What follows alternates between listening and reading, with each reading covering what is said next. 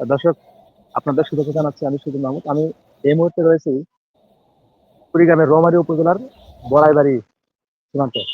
আপনারা জানেন, সকাল থেকে কিন্তু এখানে পুশিনের যে ঘটনাটি ঘটেছে, সেই ঘটনাকে কেন্দ্র করে কিন্তু বিজিবি বিএসএফ এর যে পরিস্থিতি, সেটা কিন্তু আসলে তুঙ্গে রয়েছে।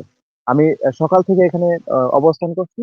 আমি এখানে এসে পৌঁছেছি প্রায় ১০টার দিকে। এখানে আসার পরপরই আমরা সীমান্তে চলে যাই। চলে গিয়ে বিভিন্ন ফুটেজ সংগ্রহ করি। আপনারা দেখতে পাচ্ছেন বিভিন্ন ফুটেজ আমরা সংগ্রহ করি এবং আ স্থানীয়দের সাথে কথা বলি। আসলে তারা যেটি জানাচ্ছিলেন আমাদের, সেটি হচ্ছে আ এখানে আ ভোর ৪টার দিকে, ৪টা থেকে ৫টার দিকে আ বিএসএফ ১৪ জন ভারতীয় নাগরিককে আসলে আ পুশিং করে বাংলাদেশের ভিতরে।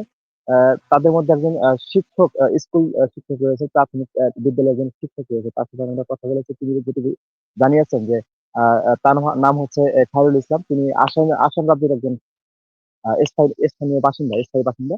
আ তার অভিযোগ হচ্ছে, যখন তাকে বাংলাদেশে পুশিং করা হয়, তার আগে তিনি বিএসএফ এর কাছে জানতে চাচ্ছেন, "কেন আমি বাংলাদেশে যাবো? আমি তো ভারতীয় নাগরিক। আমি কেন বাংলাদেশের ভিতরে যাবো?" যখন এই কথা তিনি আ আ আ জানতে চান, তখন কিন্তু সেই স্কুল শিক্ষক কিন্তু আ বিএসএফ এর বিরুদ্ধে যে অভিযোগ তিনি করেছেন, সেটা হচ্ছে সেই স্কুল শিক্ষককে তিনি আ বিএসএফ কিন্তু মারধর করে। এটি আমরা প্রমাণও পেয়েছি। তার শরীরে বেশ কিছু ক্ষত আমরা দেখতে পাচ্ছিলাম। তিনি আ আরো যেটি জানাচ্ছিলেন আমাদের যে, আ তাকে বেশ কিছু টর্চার সেলে কিন্তু রেখে কিন্তু অমানবিক নির্যাতন করা হয়। আ এবং তার সাথে আরো বাকি ১৩ জন ছিলেন সেখানে। আমরা তাদের সাথে কথা বলেছি। সেখানে ৫ জন নারী এবং ৯ জন পুরুষ সেখানে ছিলেন। আ সবগুলো পুরুষই প্রায় বয়স্ক ছিল, আমরা যেটা দেখেছি। আসলে তাদের সাথেও আমরা বেশ কথা বলেছি। তারা প্রত্যেকেই অভিযোগ করছিল যে আ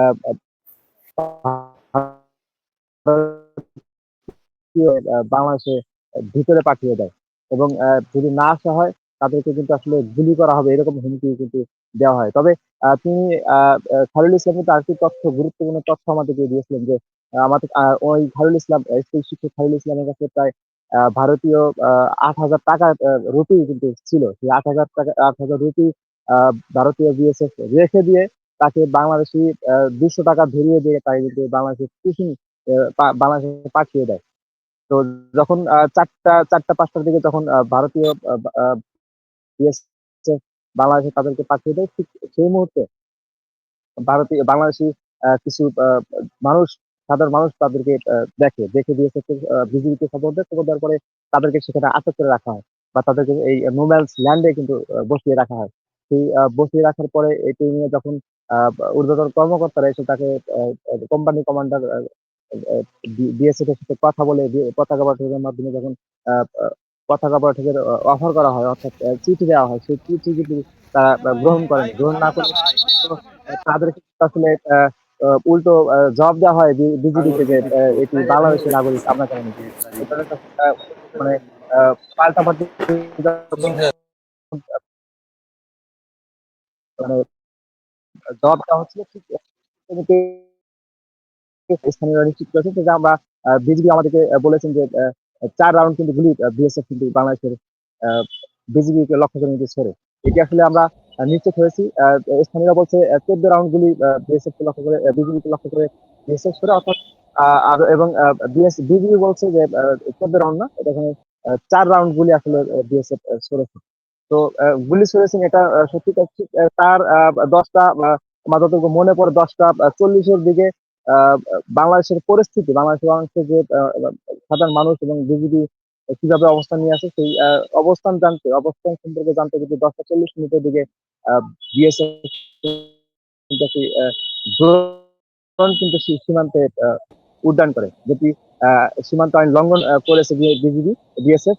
সেই বিএসএফ কিন্তু সীমান্ত আইন লঙ্ঘন করে সীমান্তে কিন্তু সেই ড্রোনটি উড্ডয়ন করে বাংলাদেশের পরিস্থিতি সম্পর্কে তারা জানছিলেন বা জানার চেষ্টা করছিলেন। ঠিক সেই মুহূর্তে সেক্টর সিও, জামালপুর ব্যাটালিয়ন ৩৫ এর সিও তিনি আসেন, হাসিবুর রহমান। তিনি এসে জি, তৎক্ষণাৎ জনাব বিএসএফ এর সুজন মাহমুদ, আপনি সেক্টর কি আমাকে কমান্ডার শুনতে পাচ্ছেন? জি, জনাব হ্যাঁ, সুজন জি শুনতে মাহমুদ, আপনি পাচ্ছি। কি আমাকে শুনতে পাচ্ছেন? জি, আরেকটি বিষয় যেটি হচ্ছে শুনতে পাচ্ছেন? ড্রোন উড্ডয়নের যে বিষয়টি সেটি সম্পর্কে আসলে সর্বশেষ কি জানতে পেরেছেন? বা এটা কতক্ষণ আচ্ছা, পর্যন্ত ড্রোনটি উড্ডয়ন হয়েছে বাংলাদেশের সীমানায়? আচ্ছা। ড্রোনটি উড্ডয়ন হয়েছে প্রায় ওই ১০ থেকে ১৫ মিনিটের মতো ড্রোনটি উড্ডয়ন অবস্থায় ছিল। আমরা যখন ফুটেজ নিচ্ছিলাম ঠিক তখনই কিন্তু ড্রোনটি নিচে নামিয়ে মানে যখন ওরা বুঝতে পারে যে সাংবাদিকের ফুটেজ নিচ্ছে, তখনই ড্রোনটি একটু নিচের দিকে নামিয়ে রাখা হয়। আবারও যখন আমরা ক্যামেরা নামাচ্ছিলাম ঠিক তখনই আবারও সেই ড্রোনটি আবারও উপরের দিকে তুলছিল ভারতীয় বিএসএফ। আসলে এই ড্রোনের বিষয়টি আমরা ফলো আপ করে যখন প্রচার করা শুরু করি তখন কিন্তু আ আ আমরা আরেকটি তথ্য যেটি জেনেছি সেটা হচ্ছে ভারত কিন্তু ইতিমধ্যে অস্বীকার করেছে যে আ আ সীমান্তে কোনো গুলি ছোড়ার ঘটনা ঘটেনি। তবে ড্রোনের যে বিষয়টি সেটি যেহেতু আসলে অত্যন্ত মানে এ আইন লঙ্ঘনের একটি কাজ সেটি আসলে বিএসএফ ওইভাবে অস্বীকার করতে পারেনি। তারা কোনো এ এ বিষয়ে কোনো জবাব আসলে আনুষ্ঠানিকভাবে জানায়নি। তবে এই ড্রোনের বিষয়টি অত্যন্ত মানে আ আ মর্মাহত করেছে এই এলাকার মানুষকে। কারণ এই সীমান্তের যে সমস্ত আইন যে রয়েছে আইন কিন্তু আসলে তারা করেছে। জি। আ আ এই জি। বর্তমান যে পরিস্থিতিটা রয়েছে আসলে এখানে আমরা সবশেষ বিজিবির সদস্যদের সাথে কথা বলেছি। তারা যেটি জানিয়েছে এখানে সিও সাহেব এসেছেন। তিনি এসে প্রায় সারাদিনই এখানে তিনি আ আ রয়েছেন এবং বিভিন্ন বিষয় পর্যবেক্ষণ করছেন এবং ভারতীয় বিএসএফ এর সঙ্গে উচ্চতর কর্মকর্তাদের সাথে যোগাযোগের চেষ্টা করছেন। কিন্তু সে তিনি কিন্তু আসলে কোনো ফলপ্রসূ কোনো কোনো কিছু আসলে পাচ্ছেন না। বা কোনো ২ দেশের যে পতাকা বৈঠক হওয়ার কথা সেটি কিন্তু আসলে তিনি আ আ এগোতে পারছে না। যেটি ভারতীয় বিএসএফ কিন্তু গ্রহণ করছে না যে পতাকা বৈঠকের যে অফারটি সেটি আসলে গ্রহণ করছে না। আর এদিকে হচ্ছে জি। এই পরিস্থিতি চলা অবস্থায় আ আ ময়মনসিংহ সেক্টর কমান্ডার কিন্তু ইতিমধ্যে আমরা জেনেছি যে রওনা হয়েছে। তিনি হয়তো আ ০.৫ ঘন্টা ১ ঘন্টার মধ্যে তিনি এসে পৌঁছে যাবেন এখানে। তিনি আসার পরে হয়তো আবারও আ সেক্টর পর্যায়ে একটা মানে মেসেজ আদান-প্রদানের একটা বিষয় হয়তো এখানে আ থাকতে পারে। আমরা আশাবাদী যে আশা করছি যে সেক্টর পর্যায়ে যখন আ আ যখন আ মেসেজ চিঠি আদান-প্রদান হবে তখন হয়তো কোনো একটা আ আ সুনির্দিষ্ট আ আ সমাধান এখানে আসবে। জনাব সুজন মাহমুদ, স্থানীয়দের মাঝে কেমন প্রতিক্রিয়া দেখছেন? এই পরিস্থিতি ঘিরে স্থানীয়দের মাঝে আসলে আপনি কি ধরনের পরিস্থিতি লক্ষ্য করছেন? আচ্ছা, এই আজকের যে ঘটনা আপনারা জানেন যে ২০০১ সালের ১৮ এপ্রিল কিন্তু এই বড়াইবাড়িতেই ভারতীয় বিএসএফ অনুপ্রবেশ করে বাংলাদেশী আ সাধারণ মানুষ এবং আ আক্রমণ করে ব্যাপক ক্ষয়ক্ষতি সাধন করেছিল এবং সেই ২০০১ সালের দিকে যখন বিএসএফ এর যখন বাংলাদেশ অনুপ্রবেশ করে আক্রমণ চালায় ঠিক সেই মুহূর্তে তৎকালীন বিডিআর সদস্য এবং স্থানীয়রাও কিন্তু সেই আ বিএসএফ কে কিন্তু প্রতিহত করে কিন্তু আ বাংলাদেশের যে অখণ্ড যে মানচিত্র সেটি কিন্তু আসলে রক্ষা করে। এবং আপনারা জানেন আশপাশে যে ওখানে সেই সময় কিন্তু ভারতীয় বিএসএফ প্রায় ১৬ জন সদস্য কিন্তু নিহত এবং বাংলাদেশের ৩ জন বিডিআর সদস্য কিন্তু শহীদ হন। এই সেই আমরা তারা স্থানীয়রা যেটা জানাচ্ছেন বা আমাদেরকে তারা যেটা সেই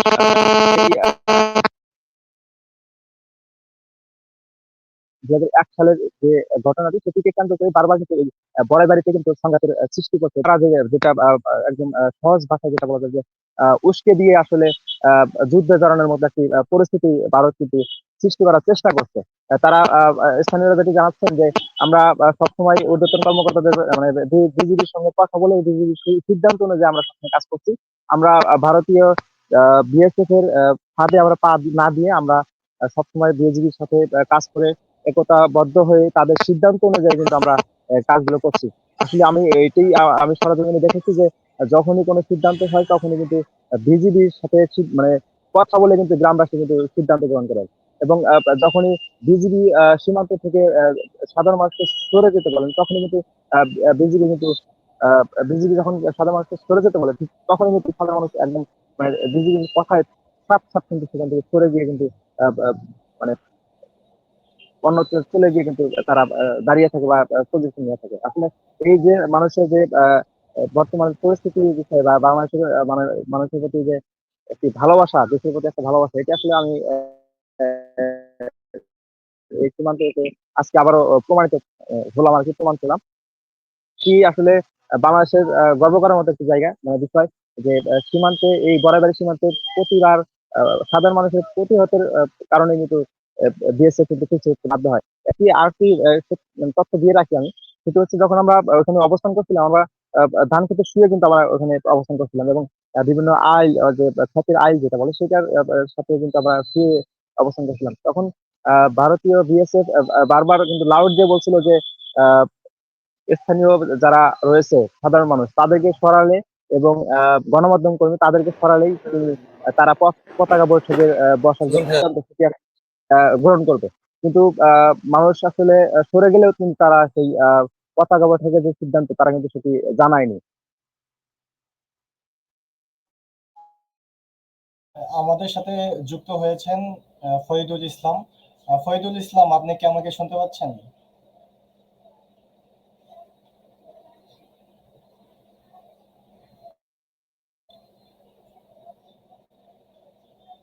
আমাদের সাথে যুক্ত হয়েছেন মনোযোগ প্রকাশের বিশেষ প্রতিনিধি ফরিদুল ইসলাম, যিনি এখন বরাইবাড়ি সীমান্তেই অবস্থান করছেন।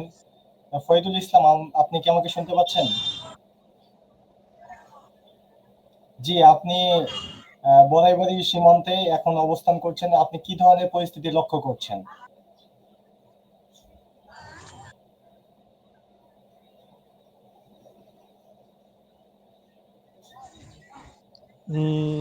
সবাইকে ধন্যবাদ মনোযোগ প্রকাশের বিশেষ এই লাইভে।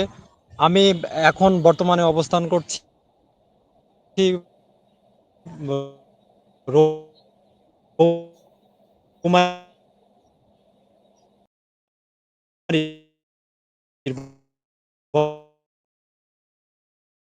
বড়াইবাড়ি সীমান্তে। এখন যদি আমি আপনাদের সর্বশেষ পরিস্থিতিটুকু জানাতে চাই,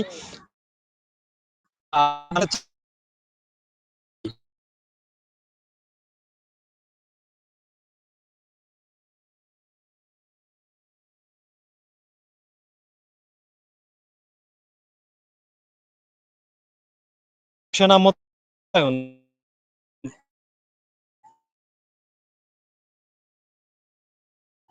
তারা কিন্তু সেই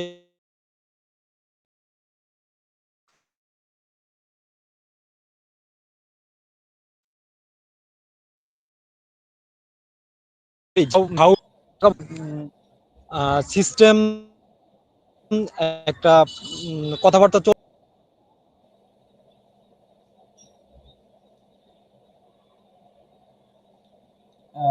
নেটওয়ার্ক জনিত সমস্যার কারণে ফরিদুল ইসলাম, যিনি আমাদের সাথে সংযোগ বিচ্ছিন্ন হয়েছে। সুজন মাহমুদ, আপনি কি আমাকে শুনতে পাচ্ছেন?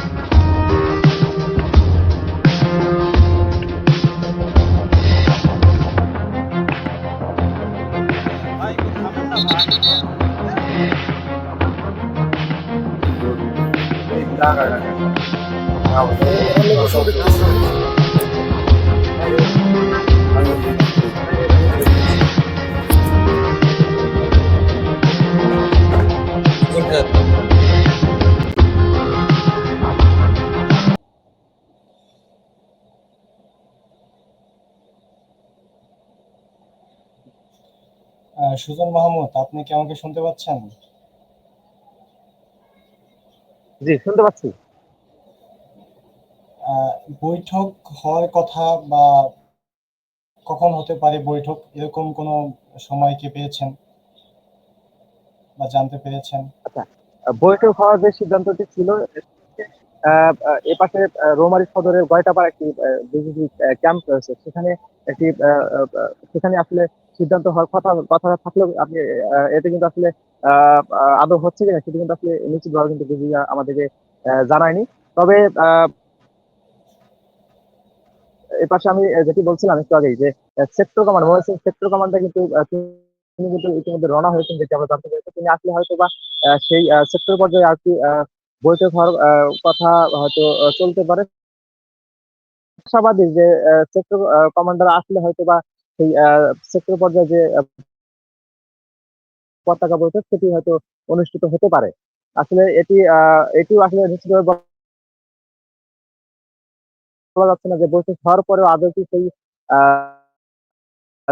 বাংলাদেশ ভারতে ফেরত নেওয়া হবে কিনা, এটি আসলে একটি শঙ্কার বিষয় রয়েছে। আসলে সেটি আসলে আমরা নিশ্চিতভাবে বলতে পারছি না, এবং বিজিবি পক্ষ দিয়ে কিন্তু আমাদের কোনো প্রকার কিছু আসলে কোনো তথ্য আসলে আমাদেরকে দেওয়া হচ্ছে না। তারা বারবারই বলছে যে আমরা পতাকা বৈঠকের যে সিদ্ধান্ত সেটি আমরা চিঠির মাধ্যমে বারবার জানাচ্ছি, কিন্তু তারা কোনো উল্টো কোনো মেসেজ তারা দিচ্ছে না, বা তার সেই চিঠি কিন্তু তারা গ্রহণ করছে না। এটি আসলে আহ, কি হতে পারে সেটি আসলে মানে বলা যাচ্ছে না। তবে আহ, এরকম আশঙ্কা করা যাচ্ছে যে আহ, সীমান্ত বর্তমান খুবই উত্তপ্ত অবস্থায় রয়েছে, এবং যে কোনো সময় সংঘাতের একটি সংঘাত সৃষ্টি হতে পারে। তো সংঘাত সৃষ্টি হলে আসলে দুই দেশেই আসলে যে ক্ষতির সম্মুখীন হতে হবে সেটি আসলে দেখবার বিষয়।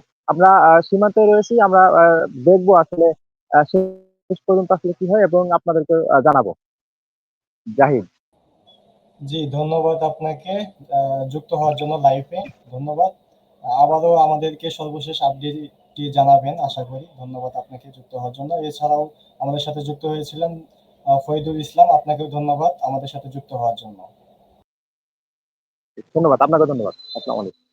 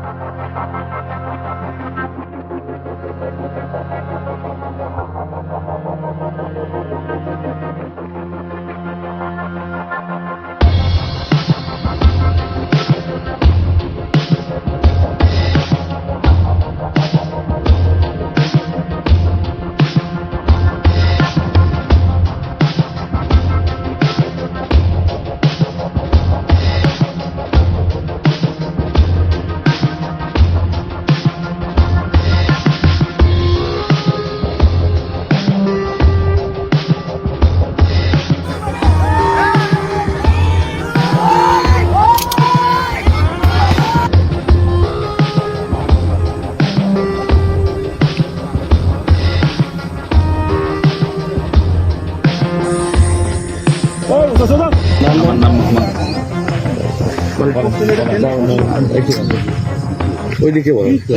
আসসালামু আলাইকুম। আমার নাম মোহাম্মদ খায়রুল ইসলাম। আমি একজন প্রাইমারি টিচার। আমার স্টেট হইল আসাম। ইন্ডিয়ার একটা অংশ হইলো, একটা স্টেট হইলো আসাম। এই আসামের মরিগাঁও জেলার এই Mikirbheta PS post office Mikirbheta, আর আমার গ্রাম হইল খান্দাপুকুরি। আমারে আমগো মিকিরভেটা বর্ডার পুলিশে আর কি আমার 23 তারিখে লয়ে এসে ইয়ের মধ্যে গোয়ালপাড়া ডিটেনশন ক্যাম্প মাটিয়া। তা কালকে আবার আমার করলো কি আসর নামাজের আগে আগে করলো কি আমার লয়ে আইতেছে এখানে। আমি আইতে চাই না দেখে আমার খুব মারধর করছে। আচ্ছা দেখে বাইরে কিবা করে হেলাইছে। আমি শিক্ষক খুব বার করছি, হাজার বার রিকোয়েস্ট করছি, স্যার মই একজন শিক্ষক, আপনাকে শিক্ষকের একটা হেলিকে সম্মান দিও না। পাড়াইয়া পুরাই একেবারে আমার গাড়ি করাইছে আর সুরের মতন আর দুটার পিছনে বাঁধছে। বাইন্ডা লগের মানুষ আইনা বহাইছে, আমারও বহাইছে। তারপরে এই 4টা মান বাজে ফজর নামাজের আজান দিছে, আমি হিনাইয়া পাইছি। 4টা মান বাজে আমার 14 জন মিলাইয়া 14 জন মানুষ মিলাইয়া মানে আমার হিন্দা পার করে দিছে বিএসএফ। আচ্ছা, আরেকটি কথা, আপনার স্কুলের নামটা কি? আমার স্কুলের নাম ঠ্যাংখালি খান্দাপুকুরি এলপি স্কুল। আপনার তারা কোথায় থেকে ধরলো, সীমান্ত থেকে না ওখানে শহরে কোথা থেকে ধরছে? আমার ঘরে তো আটক করে আনছে, আনার পরে ক্যাম্পে রাখছে। আপনার ঘরটা কি সীমান্তের কাছাকাছি? না না, অনেক ভিতরে ওরা।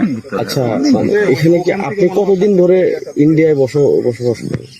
আমি তো স্বাধীন হওয়ার আগে আমার বাবা মায়ের জন্ম হেনে বসবাস করছে। ভারত স্বাধীন ভারতের আদিবাসী। হ্যাঁ। আপনার স্কুলটির নাম কি? আমার স্কুলের নাম হলো ঠ্যাংখালি খান্দাপুকুরি প্রাথমিক বিদ্যালয়, সরকারি। জি। আপনাদেরকে যে এই বছর নাম আছে কি বলছে, কি বলেন? আমরা তো আর করতে পারি না, বন্দুকের ভয় আছে। আমার কোন সময় শুট করে দেয়। সবের পরে আমার 2 হাত বাইন্দা আমি তো ভাবছি আমি পারতে পারুম না।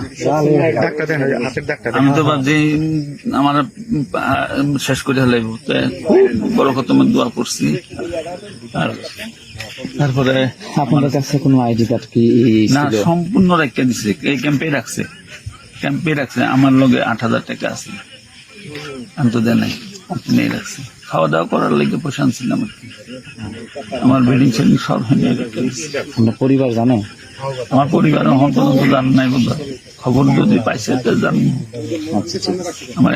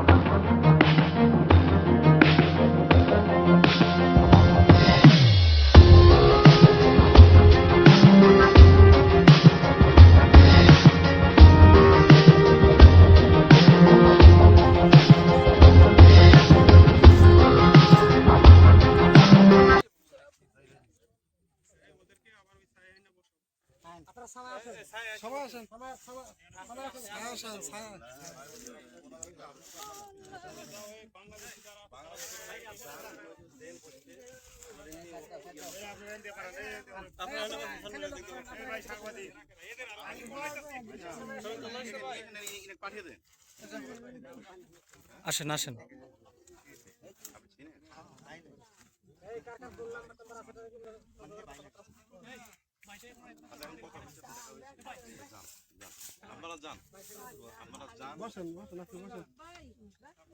আসেন আসেন আসেন আসেন আসেন, বসেন বসেন বসেন বসেন বসেন বসেন বসেন।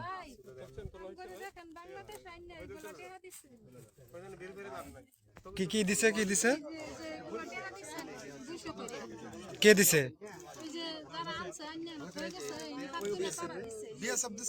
বিএসএফ দিছে, সবাইকে দিছে। এটা আপনাদের দেশের টাকা?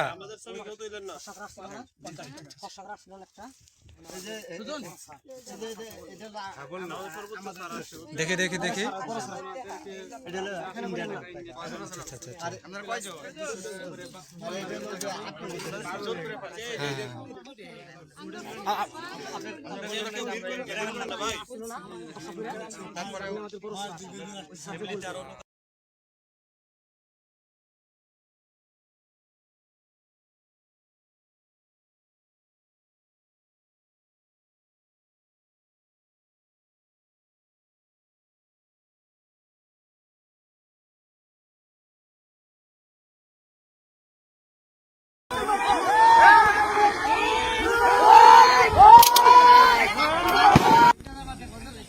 আমি আসবো না, অসুবিধা নাই। কেউ রাখছে আমরা আসবো না, ওখানে আইনে রাখেন। তারপর আমি আসছি মোটর কাছে যাবো, আপনার কাছে যাবো, অসুবিধা নেই, বুঝছেন?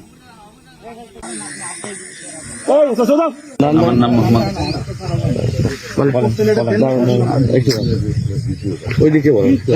আসসালামু আলাইকুম, আমার নাম মোহাম্মদ খায়রুল ইসলাম। আমি একজন প্রাইমারি টিচার। আমার স্টেট হইল আসাম।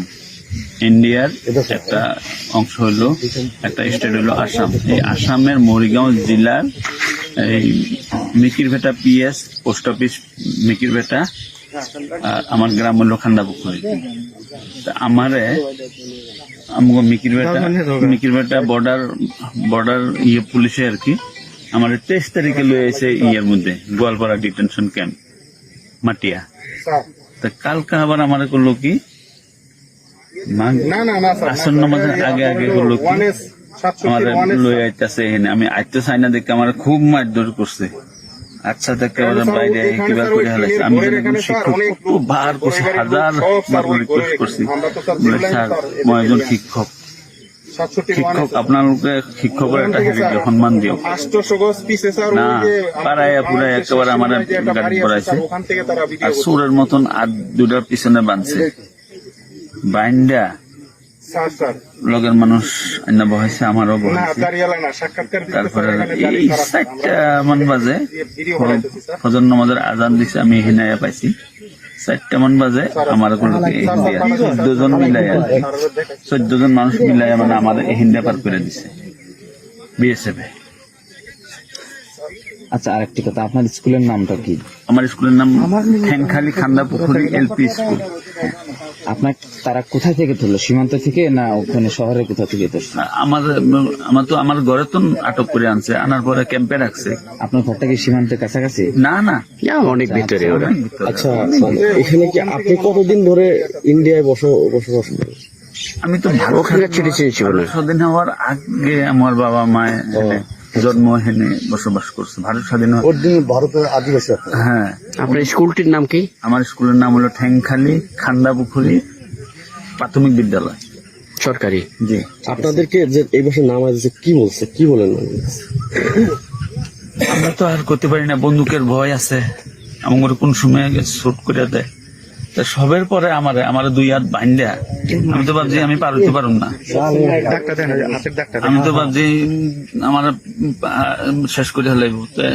খুব বড় কত দোয়া করছি।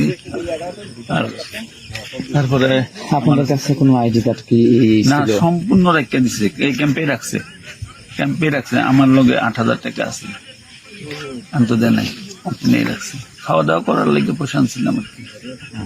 আমার বেডিং সেডিং সব নিয়ে রেখে দিচ্ছে। আপনার পরিবার জানে? আমার পরিবার এখন পর্যন্ত জান নাই, বোধ হয়। খবর যদি পাইছে তো জানি। আচ্ছা, ঠিক আছে। আমার